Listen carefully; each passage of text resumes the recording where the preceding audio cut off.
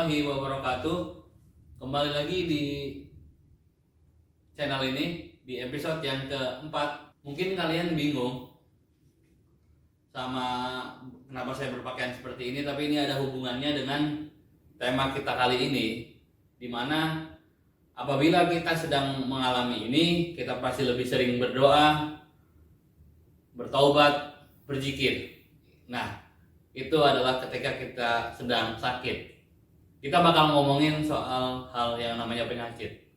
Nah, tapi di sini gue mau ngomongin bukan tentang hal lucu yang ada di penyakit. Nggak ada satupun penyakit yang lucu. Nggak ada satupun penyakit yang bisa dibercandain. Tapi ini lebih ke awareness aja, buat kehati-hatian aja.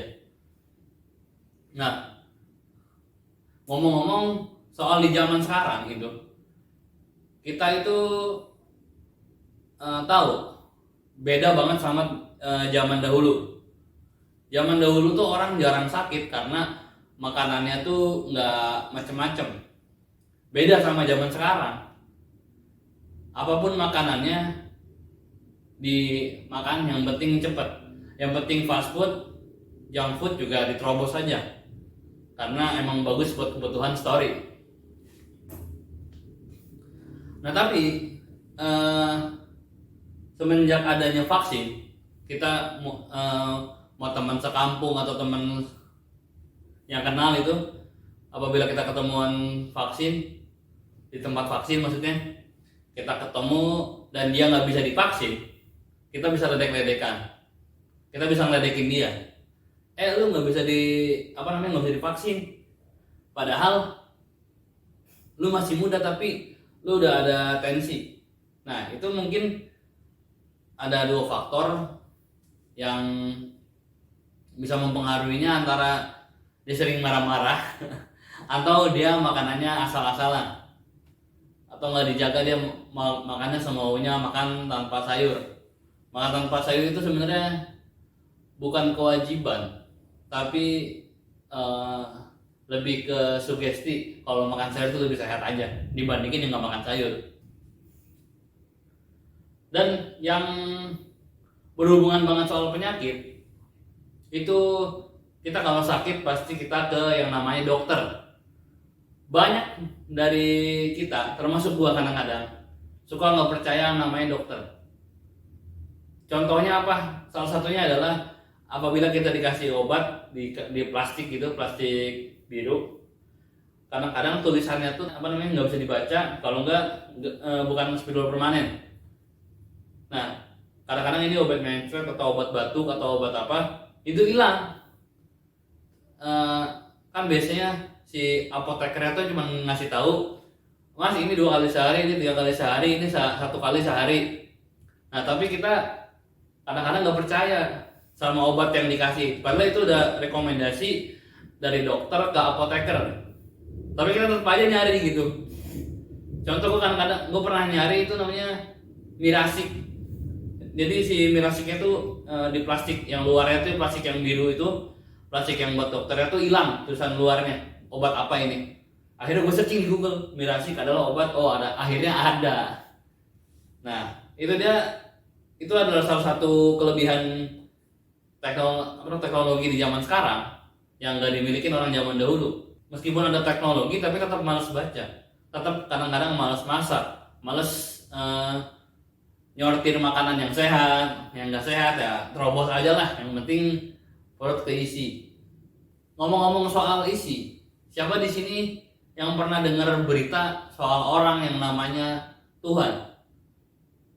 Kebayang nggak kalau kita semua lagi duduk misalnya di Starbucks. Starbucks itu kan adalah strategi marketingnya itu mengakrabkan si pelayan dengan si pembeli. Nah, di situ kebayang kalau kita ketemu sama yang namanya, yang di KTP-nya itu namanya Tuhan. Si bayi nulis, namanya siapa Mas? Tuhan. Begitu minumannya jadi, si Masnya dipanggil, si mbaknya mau nyebut apa? Atas nama Tuhan, semuanya nengok. Loh, si mbaknya lagi ngapain? Apa si mbaknya lagi bersaksi? Enggak juga. Ini tuh ngebingungin makanya kita itu kalau ngasih nama anak itu harus dicerna dengan baik, dengan matang sebelum ngasih nama.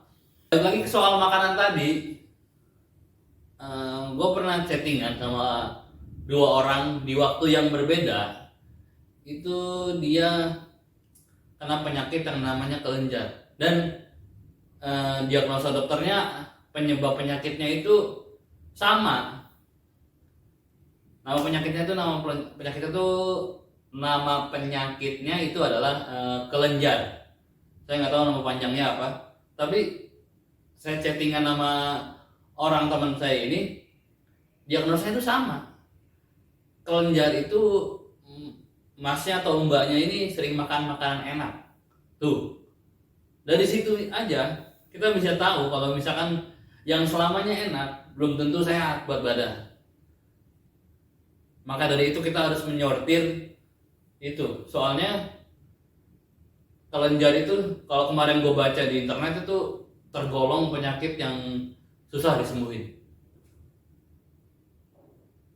Dan itu juga membuktikan kalau makan makanan enak terus bisa bermasalah sama kesehatan. Ngomong-ngomong soal masalah, kemarin gua beli makanan bakso goreng, tapi gue bermasalah sama ibunya.